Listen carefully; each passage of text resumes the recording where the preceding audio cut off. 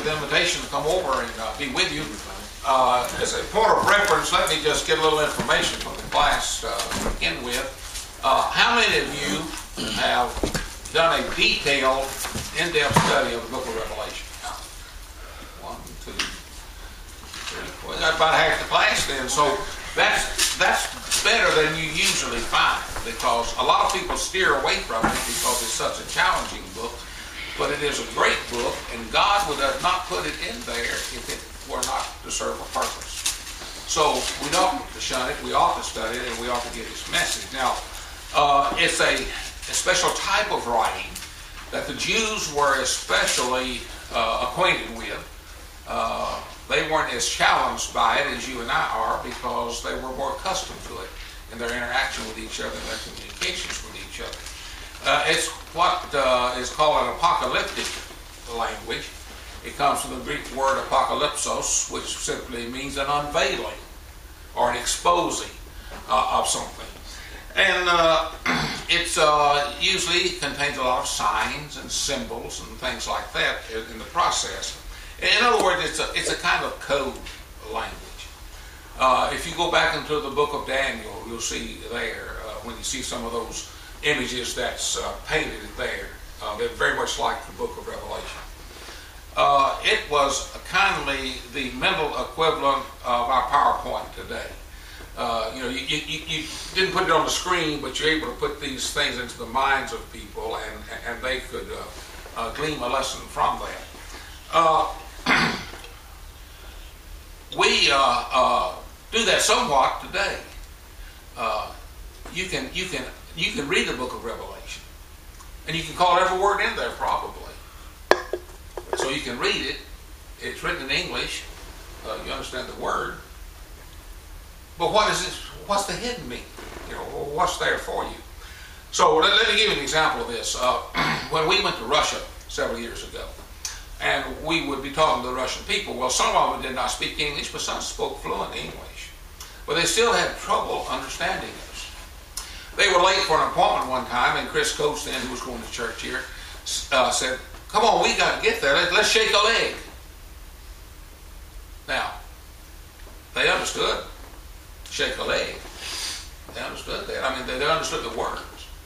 They had no idea what Chris meant, because that was foreign to their culture. It was not one of their idioms. But now, what does shake a leg mean? Hurry up. Hurry up. Okay, we understand. I mean, no problem. When I say I smell a rat, what does that mean? Someone's not who they say they are. Yeah, something's not right. This is not something right with what's going on. Or if I say he hit the ceiling, what? He was really surprised. Pardon? He was really surprised. Really surprised, got mad, got angry. Okay. So we understand that. Now they can understand those words like we understand the words of Revelation, but they can miss all the meaning of it. So you got to be tuned in to really get and understand the book of Revelation. It's written in symbolic language. When we find in the Bible, when Jesus said, told Peter to feed my sheep, what did he mean? Spread the gospel. Pardon? Spread the gospel. Spread the gospel. He didn't mean what? Give him food. Feeding sheep. He didn't mean go out there and find a flock of literal sheep and give them some grain or something, did he? So that is symbolic language. Another example would be, he said, when Jesus said, "I am the vine and ye are the branches," what did he mean? Your power and work comes from me. Right, okay. The branch draws strength from the vine, doesn't it? But did he mean he was a literal vine? Not in a literal sense, but in a figurative sense, yes. Because the vine is from where we get the substance. That's where the branches got the substance. He didn't mean that we are literal branches either. So we understand some of that, but Revelation is a little deeper than that, and a little far out than that, perhaps. Jesus said on one occasion, "I am the door. No man cometh unto the Father except by me." What do you mean?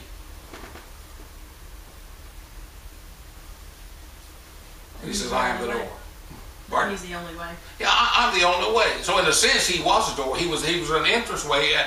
There was doors where you have access to something. So in this case, he was the one that gave us access to the Father. So we understand that when we stop and look at it. Now when you look at the book of Revelation, there are basically three basic approaches to interpreting the book. One of them is the futuristic or premillennial view. So you look at the book and you try to make it fit into a premillennial view of the world, the view of things. Now, what do we mean when we say premillennial? Stuff hasn't happened yet. Hasn't happened yet. Pre means coming before, it's in the future, and millennial refers to what? Comes from the Latin word, I think, Billy. 1,000. 1,000, yeah, 1,000. So it's talking about, you've heard people talk about the 1,000-year reign of Christ. That he's going to come back to earth, set up a earthly kingdom, literally reign for 1,000 years, and then will come the end of time. Well, that's a premillennial approach to eschatology, or the end of time doctrines. So some people try to make Revelation fit that pattern. I don't believe it does. But I think that Revelation has been one of the most abused books that you'll find in all of Scripture. And it's been made to say in and everything. But that's one approach. Now, another approach that is often used is the continuous historical approach. I mean, it starts back in the first century, and then it has just kind of unfolded down through the ages, and now it's kind of up to where we are. And so it's a long path. And you saw that approach to Revelation was really strong during the Reformation and during the Restoration movement. In fact, one of our forefathers in the faith, Alexander Campbell, had a publication that he published that was called what? Do you remember? I think it was the Millennial Harbinger. A little before your time. But anyway, so early on, even Alexander Campbell toyed a little bit with the idea of premillennialism, but discarded it. But if you go back to that time, what they did mainly was they tried to tie everything into the rise of the popetry in Rome. And then what we were seeing in Revelations was the unfolding of the corruption of the Catholic Church. And a lot of those things that we're seeing in there happening were supposed to happen under certain reigns of certain popes down through the ages. So it was a kind of continuous historical revelation which started back in the first century and was continued to unfold. I don't think that's right either. Now, the other major one is the historical approach. And if Revelation is a future reference, or if it's one that's stretched out over 2,000 years, it's the only book in the Bible that's like that. Because if you stop and look at all the other books, how were they written? For right now at that time. Yeah, they were written to the people of that day and that age. They had in the Old Testament, it was writing to tell them to repent, or they were going into captivity, or it was a message for them then. And now we draw lessons from that today because it has application to us, because human nature really doesn't change that much. So the Bible is very good today for us to study, even though it was written. 1 Corinthians was written to the Corinthians, but there's a lesson in there for us too. But all the books of the Bible were written specifically in that day and time. So if all of a sudden we rip Revelation out of the Bible and say, no, it's entirely different. Of all the 66 books, it's a different book. It was only future. That's what the premillennialists do. I think they distort what's there. So, but those are the three basic methods in which we find people trying to interpret the book of Revelation.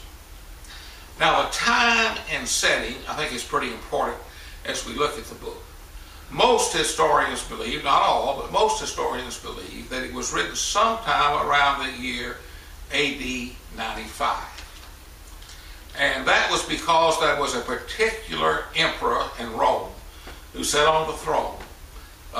His reign was from 81 through 96. And his name was Domitian. And of all the rulers of Rome, he was perhaps one of the most wicked. We often think of Nero fiddling while Rome burned, and we think of Nero persecuting the Christians. And Nero did persecute the Christians. But Nero mostly persecuted Christians, mostly just in the city of Rome. Now, their empire, well, you got Rome, the empire, and you got Rome, the city. So when you look at Domitian, his was not just a localized persecution, his was over the whole empire. And so we think it probably occurred during his period of time. When the book of Revelation was written, Rome was at her zenith of power. She ruled the world. She literally ruled the then known world. Domitian went down in history as being one of the worst rulers as far as persecution of Christians that Rome had. In fact, it says that he was the emperor who bathed the empire in the blood of Christians. He required emperor worship. He was one of the few emperors who really thought he was a god himself. And so as a god, he required everyone in the empire to bow down and worship him as God. Now, do you see any conflict there with Christians and Christianity? Christians were not people who were vocal to the extent. They were always agitating and having sit-ins and doing things like that, but they were true to their faith, and they were not going to sit still and sit down and bow down to a human being and worship him as God. They just refused to do that. So here comes this conflict. And when they refused to do that, one of the things that they did was to offer these Christians up as sacrifices then to the Emperor Domitian. And that's a matter of historical record. So here they were under this severe and bitter persecution. And they were crying out to God. Isn't that what we do as children of His? We thank Him when we're blessed, and when we are in need, we cry out to Him. And so it was no different back then. Here they were. They were not politically strong. They were not wealthy people. They had no one to turn to but God. So what were they to do? They cried out to God. And their question to God was, how long? How long? And it looked from their perspective that Christianity was going to be wiped from the face of the earth. You know, there were this little band of people with no wealth, no power, some of them not a lot of education. The greatest empire that had ever been at that point in time. And it was bringing its full force down on them. And they were crying out to God, God, how long? Is this our end? Is the church going to be destroyed? That was their cry, and that was their question. In Revelation is God's answer to that question. Written in a code that they could understand, that the Romans really wouldn't be able to decipher that easily. And that was God's answer to that question. So if you look at the 6th chapter, if you have your Bibles open, just turn quickly to the 6th chapter. And look down at verses, I guess just verse 9. Someone has that one to read it for us. Just read it, we'll look at it. When he opened the 5th seal, I saw under the altar the souls of those who had been slain because of the word of God and the testimony they had maintained. Go on, read on through 11. They called out in a loud voice, "How long, sovereign Lord, holy and true, until you judge the inhabitants of the earth and avenge our blood?"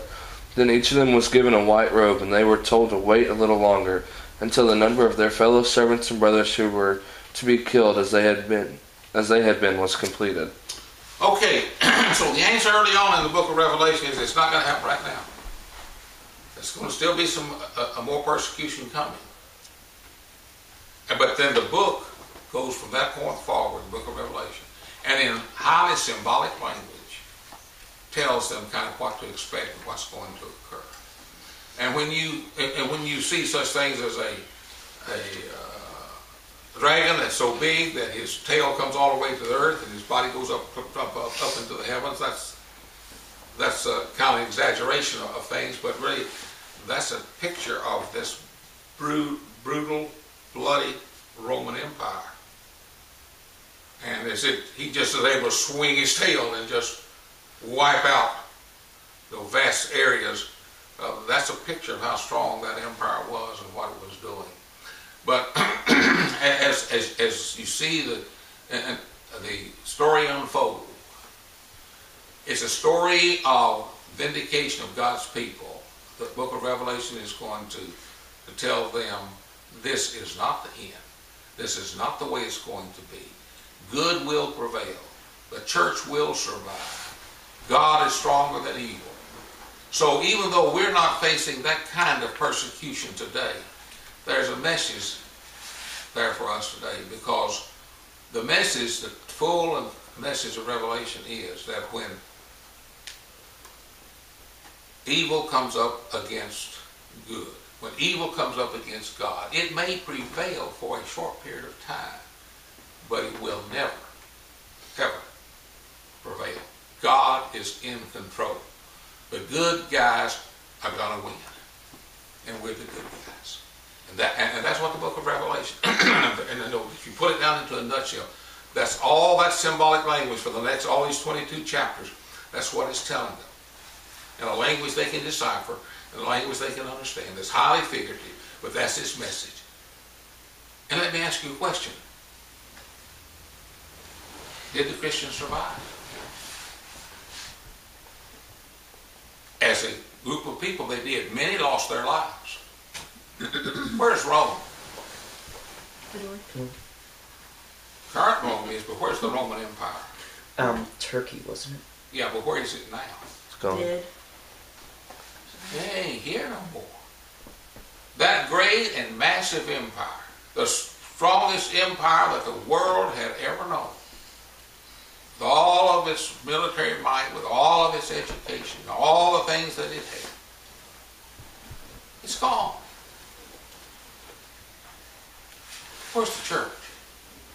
It's alive. All over the place. All over the place. Part of it's sitting right in here. You see, there was the prophecy of the book of Revelation. The church will prevail. God will prevail. Now, I don't know what the future holds. It looks like America is making some bad decisions. Right now, to me. It looks like that we may be headed in for some hard times. How far it goes and how hard they'll get, I don't know. But this I do know, that God will prevail. Now, we may be persecuted. We could even one day be overrun by a group of people who would like to destroy us. They might actually, and we might be persecuted. My grandkids and my great-grandkids, you know, they might be persecuted for worshiping God. Your grandkids or great-grandkids might be persecuted for worshiping God. Like in some countries today. You remember the preacher over there that were threatening to cut his head. They never beheaded him yet. I've been gone, so I don't know what happened. But, you know, they had a fellow in one of the... Iran.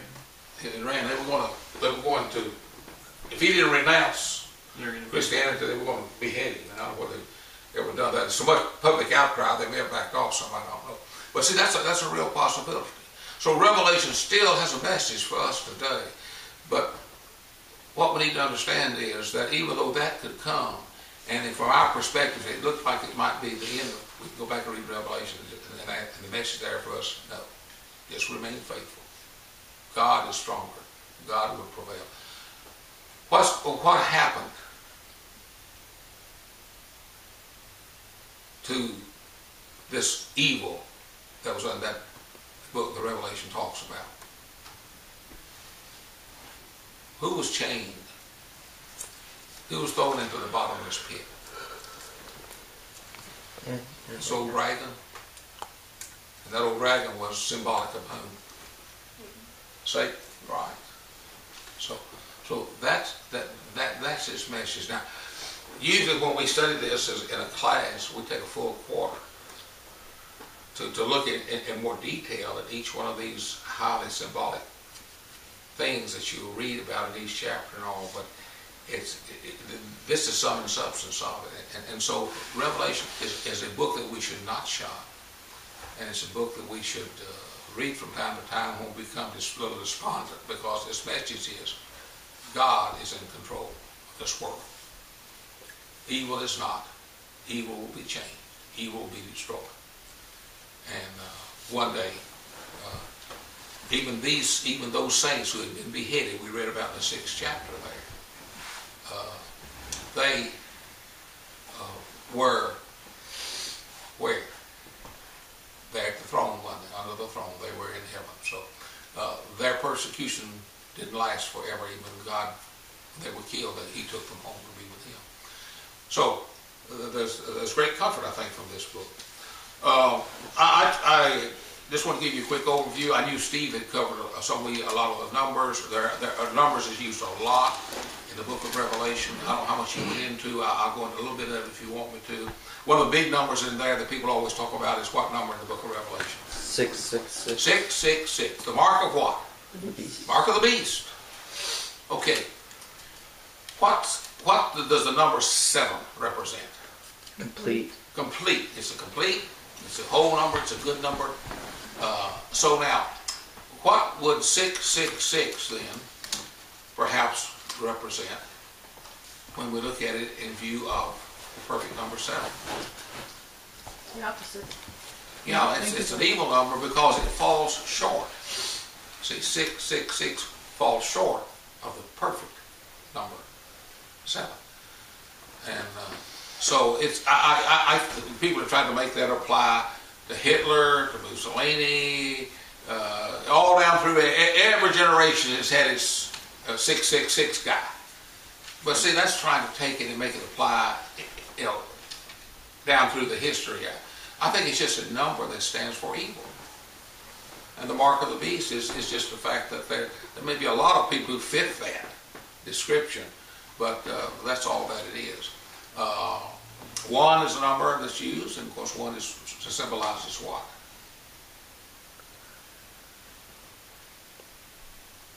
One Lord, one faith, one baptism, what? Number 1. God. Good. 1 usually stands for unity. It's one. We're all one. When we make the statement, we're all one, what? Body. Body. We're all one body. We're all united. We're all in agreement. So, 1. 2 denotes usually what? Division. Pardon? Division. No? Would it be like brotherhood or? Yes, it can be between 2 or 3 are relationship. gathered together in my name. I'll be there in the midst of them. If 2 walk together, can they be divided? It's strength. So, 12, and you can have combination of numbers. You can have 12 is made up of when you multiply it out, it's made up of various numbers. So 12 oftentimes in Revelation will refer to completeness in terms of religion. If you look at the Old Testament, what you have, 12 what? Tribes. 12 tribes. What do you have in the New Testament? Disciples. Pardon? Disciples. Yeah, 12 apostles, the 12 apostles. So it stands for organized religion, both old and new. So there, and you know, and it talks about times and a half times in the book of Revelation, which is sometimes in the NIV it'll say 3.5. Well, 3.5 can be is a broken number. 3.5 is an incomplete number. So it's talking usually sometimes when it's using that, it's using that as an indefinite period. You know, it's just a period of time, but it doesn't have a definite framework to it. So there are some challenges to understand the book. I'll tell you a little book that I like. It's not very thick. It's about that thick, and happened to be written by a Baptist scholar, but I don't think he brings any of the Baptist doctrine into it that much, if any at all. It's called Worthy is the Lamb by Ray Summers. And if you ever want to do some reading in it, now you can get books that thick, but his is, you know, he kind of gives you the nuts and the bolts of it, and you don't have to, you know, read a whole lot to get to it. I'd recommend that for some of your reading if you want to look at it. We've got 5 or 6 minutes here. Maybe I just open it up. I may not know the answer, but if you got some questions, well, shoot away, and if I know them, I'll try to answer them. If I don't, well, I'll tell you I don't know. There's nothing wrong to always say I don't know. What's the old saying? Better keep your mouth shut than do And be what? thought a fool than to open your mouth and remove all doubt. Remove all that. Yeah. Some of the time frames and some of that thing, like 42 months and 1,260 days and all that seems to recur a lot. What are you? Those, if you look at them, some of those will represent a partial time frame, like the broken number 3.5. It's usually has reference to a time period, but it's usually not literal. It will fit into the whatever is being discussed at that point in time. It'll say you'll have something that will exist for 42 months. Well, it means a duration or period of time that's inconclusive. It's just a period of time that this is going to happen. There's a lot more figurative language in here than there is literal language. And I think Summers will help you, I think, with some of those. He taught in the Theological Seminary in Texas for many years. And Why are there 7 seals? well, that was showing that it was perfectly sealed. 7, the perfect number. It was perfectly sealed, and you notice they said they couldn't open it. They got ready to look at the 7 seals, and what were they told? No one is worthy to open it. We can't. And so I think John said he wept at that point in time, that he was all in this great anticipation to see what these 7 seals were going to put. The seals were like a scroll that were rolled up and then sealed. And so he was ready for them to unroll those and get their message. But all of a sudden it says, there's no one worthy. We can't read it. And so John cries, he says, what are we going to do? We're never going to know their message. And of course, that's where Ray Summers got the title for his book. Who was worthy? The Lamb. Which I guess is Jesus. Which is Jesus. Okay. And so Jesus then comes and opens the seals, and they begin to tell the message. So is that kind of a symbol of kind of going all the way back, that he fulfills essentially the law and the prophecy, which makes him worthy? He's the only pure, the only clean. He was the only one. He was God incarnated in the flesh. He was the one.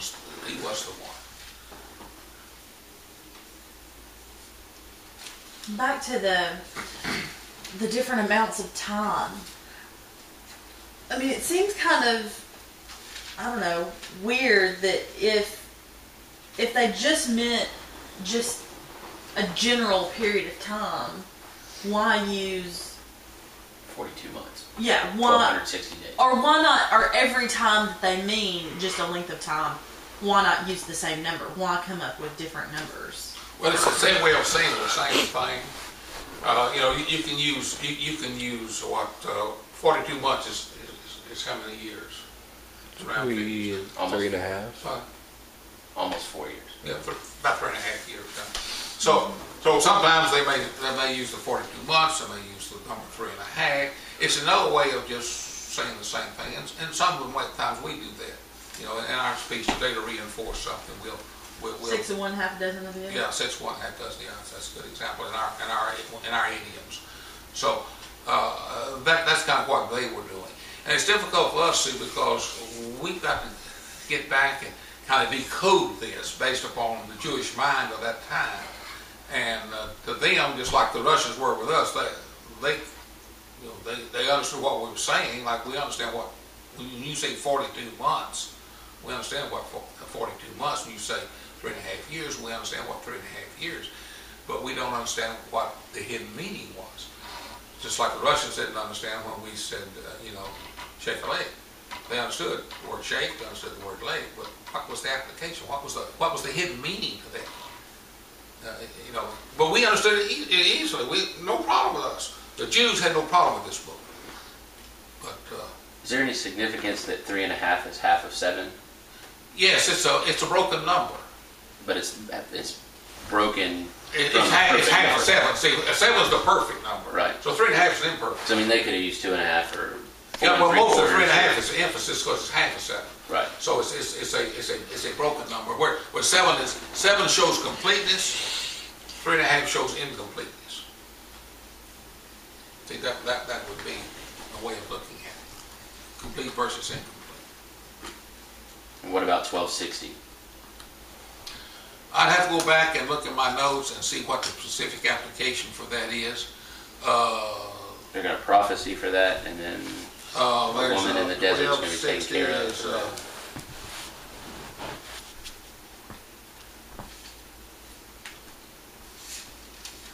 see, that would be 10s and 30s, 360, 1260.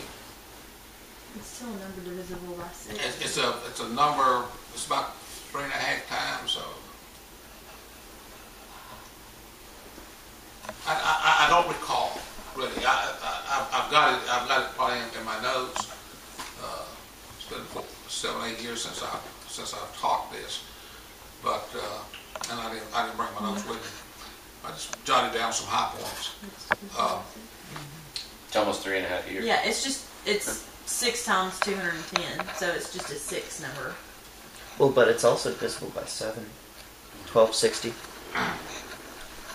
But if you'll 180, yeah. Summers will deal a great deal with how these numbers are used throughout, but most of the time they'll wind up being a complete or an incomplete number. It will be for emphasis purposes.